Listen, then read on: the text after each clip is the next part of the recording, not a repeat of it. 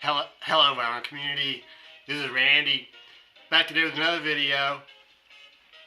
Ron Haggerty is having a contest. Ron Haggerty, who has been in the vinyl community for a long time.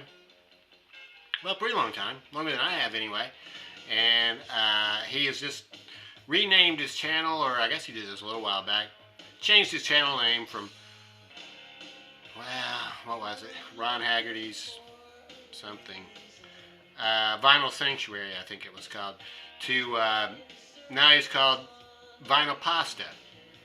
So, congratulations on the new channel, Ron, and I think this is a contest to, I'm not really sure exactly what the purpose of this contest was. It might have been something about reaching 100 subscriptions with his new, or maybe it's 200 subscriptions with his new channel. So anyway, he's doing great over there at his new channel. So yeah, so the name of the contest is My Favorite Year in Music, and there are about 5 or 6 questions for this contest. I will leave a link to Ron's contest video announcement so that you can see what these rules are and enter for yourself if you want to. And yeah, my favorite year in music. So yeah, there's 6 questions. So I had to go through my Discogs database and see which years I had a lot of records for and try to figure out which one would be my favorite year. And so the one that I came up with was 1987. That was just based on I think maybe I had the most records from that year, actual vinyl records, or the most, well, I mean, it just seemed to be a good year, and so 1987 was a good year for me for buying records. That was a year that I was in the military that year, and I lived in Berlin that year. I moved there at the very end of December of 86, so 87, 88, I was living there in Berlin, which was a great city for music, and I had tons of money to spend on records and stuff because I wasn't married or anything, and yeah, being in the military, living on base and stuff like that. So I also got to see a lot of great bands there during that 2 years. So a lot of bands coming to Berlin, so that was all good. So yeah, it made sense for me that 1987 turned out to be my favorite year, I guess. I mean, it's hard to say. Every year has a lot of good music and stuff. So, but anyway, so our first prompt for this one is to show an overrated album for that year. So for 1987, I am going to say Guadalcanal Diary. Guadalcanal Diary. This was a band that was, I read about him in the music magazines and stuff. It's produced by Don Dixon, so I think they are from down there in either the Athens area or maybe in North Carolina. So indie rock band. Got a lot of good reviews and everything, but yeah, for some reason this record just never did. Can't get rid of that glare there. For some reason this record just never did really appeal to me too much, and therefore just never really ended up listening to it too much. So, but the critics loved it. Maybe I should go back and listen to it again. Maybe it will have grown on me. Maybe I'll give that a try. The next prompt is show an underrated album. An underrated album from 1987. I am going to choose. I actually have a couple here. REM's Document.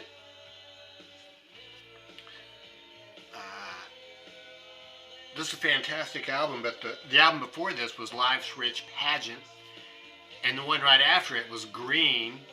So I think, because it was surrounded by 2 really popular and successful albums, this one maybe is underrated a little bit.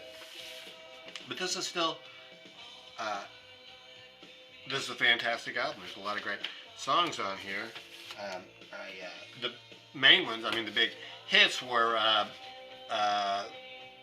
this one goes out. This one goes out to the one I love. Is that the name of that? The one I love, I guess maybe is the name of that song. And Yeah, the one I love, and then also the other hit song on here I think was "It's the End of the World as We Know It." So, well, maybe it's not all that underrated, but I think compared to the other two records that were around, it's probably underrated uh, compared to those. So, the other one I'm going to choose that was underrated, I think, was Jesus and Mary Chain, Darklands. Their second record. You can see these records I bought there in Berlin. I bought them at World of Music. They had these stickers. The records didn't come wrapped in cellophane. They were just the covers like this, and they had the price sticker right there. And that price sticker just does not remove. It really makes a mess if you try to remove it. So that's why so many of these are going to have that sort of a sticker on them. So yeah, Jesus and Mary Chain. So in '86 they put out their first album, which was Psycho Candy. Fantastic album. And so once again, I think that maybe Darklands is not. Here's the inner sleeve for Darklands. It's not an unliked album, but I think maybe it's a little bit underrated just because of the one that came before it was just so incredible. It was hard for this record to live up to it. Their sophomore effort. So, Darklands. This is on Blanco y Negro Records. Yeah, a couple great records there from Jesus and Mary. Yeah, Jesus and Mary Chain. Yeah. Comeback album. In 1984, Echo and the Bunnymen released Ocean Rain. I think that was their fourth album, fourth studio album. And they put out like 4 in 4 years, 81, 82, 83, and 84, I think, something like that. And then they didn't have any for a while, 2 or 3 years. And then in 1987, they released this album. The name of this album is just Echo and the Bunnymen. There's a song on it called The Game. There's like the sticker is actually stuck to the album jacket. So there was a hit single, The Game. But yeah, the name of the album itself is just Echo and the Bunnymen. Here they are. This is modeled after the back of the first Pink Floyd album, I think. Piper at the Gates of Dawn. The Pink Floyd guys are doing a pose like that, I believe. I think it's something like that anyway. So, yeah, so I was thinking that Echo and the Bunnymen are broken up because they hadn't heard anything from them for a couple of years. But, yeah, they released this one in '87. It was a very strong album. Really good. So, yeah, that is going to be my comeback album for 1987. Favorite debut album for 1987? Well, this is an EP, actually, but Soundgarden's first major effort on Sub Pop Records, and it's fantastic. I think the hit songs, well, I mean, none of these really, I think, are hits, but Little Joe, I think, but mostly, I think Hunted Down would probably be the best known song from this one. So, yeah, this is their 1987 EP on Sub Pop Records.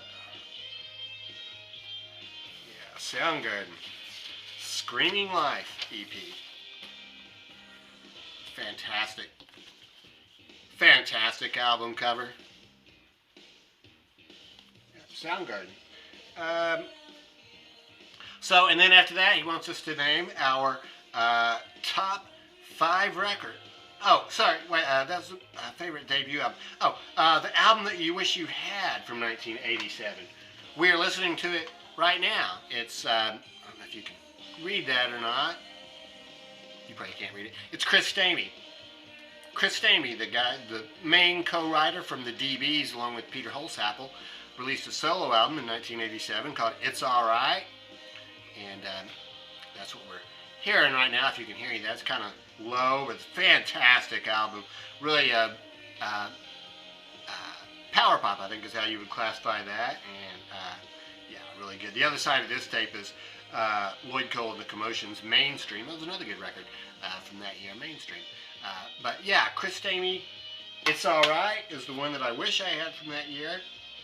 And they were supposed to name our top 5 from 1987. So these are not really in any order. This used to be my top 5 for that year. So Dinosaur Jr., You're Living All Over Me. This is their second album, I think. This is on SST Records. Well, it's on black vinyl. The label looks like that.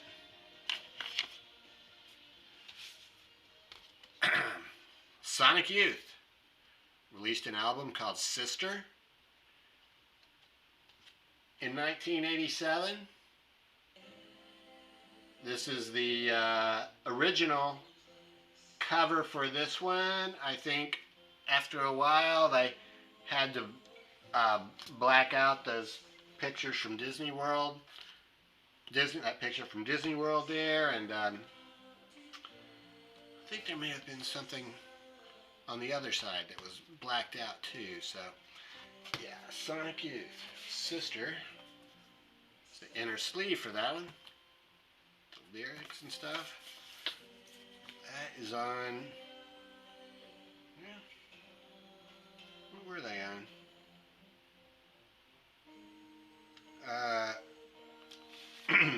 I'm not really sure what the record label is here. It's not clearly identified, but yeah, it is Sonic Youth though. I thought they were on SST Records, but it doesn't look like SST, so I'm not sure.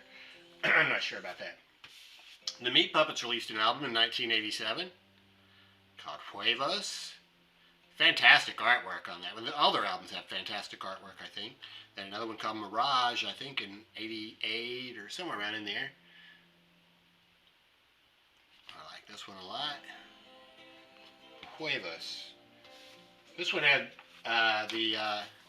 this really is from SST Records. So this one had the insert from it and stuff. There's the SST catalog for October, new releases for October 10, 1987.